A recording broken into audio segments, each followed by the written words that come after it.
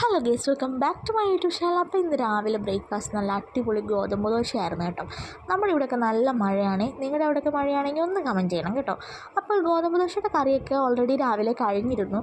അപ്പോൾ അതിൻ്റെ കൂടെ കമ്പൈൻ ചെയ്യാനായിട്ട് ഒരു മുട്ട റോസ്റ്റ് പോലൊരു കറി ഉണ്ടാക്കാമെന്ന് കരുതി. അപ്പോൾ അതിന് വേണ്ട വെളുത്തുള്ളിയും ഇഞ്ചിയും സവാളയും തക്കാളിയും പച്ചമുളകൊക്കെ എടുത്ത് വെച്ചിട്ടുണ്ട്.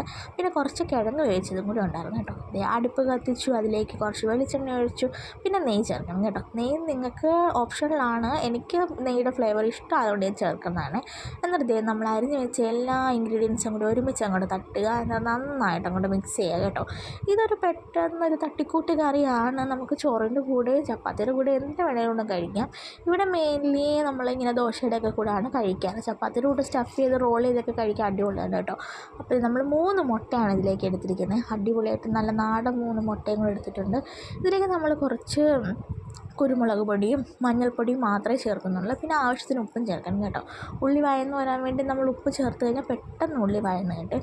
ഞാൻ ഇങ്ങനെ പേടിച്ചിടുന്നതെന്ന് വെച്ച് കഴിഞ്ഞാൽ നമ്മളിത് വീട്ടിൽ തന്നെ ഉണക്കി പൊടിപ്പിച്ച് മഞ്ഞൾപ്പൊടി ആയതുകൊണ്ട് ഭയങ്കര കളറാണ് കേട്ടോ. അപ്പോൾ ഇത് നമ്മളിങ്ങനെ മുട്ട അനക്കാതെ വെച്ചിങ്ങനെ വേവിക്കുകയാണെങ്കിൽ ഒരു ഇംഗ്ലീഷ് ബ്രേക്ക്ഫാസ്റ്റിനകത്ത് വരുന്ന ഷംഷുക്ക അങ്ങനെ ഒരു സംഭവം ഉണ്ടല്ലോ, അതും ഇട്ടും. പക്ഷെ നമ്മളിത് ചിക്കി തോത്തി എടുക്കുക കേട്ടോ.